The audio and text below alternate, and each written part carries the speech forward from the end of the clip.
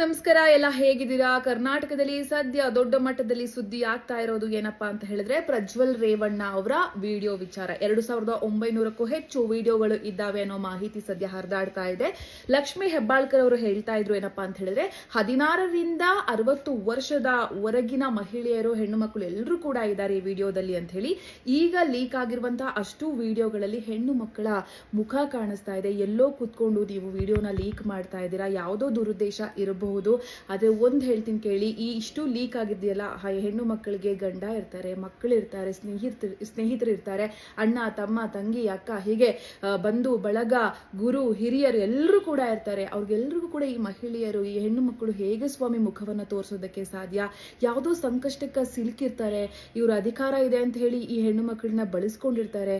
ದಯವಿಟ್ಟು ನೀವೆಲ್ಲೋ ಕುತ್ಕೊಂಡು ಈ ರೀತಿಯ ವಿಡಿಯೋಗಳನ್ನ ಲೀಕ್ ಮಾಡಿ ಅವರ ಪ್ರಾಣಕ್ಕೆ ಅಥವಾ ಅವರ ಮಾನಕ್ಕೆ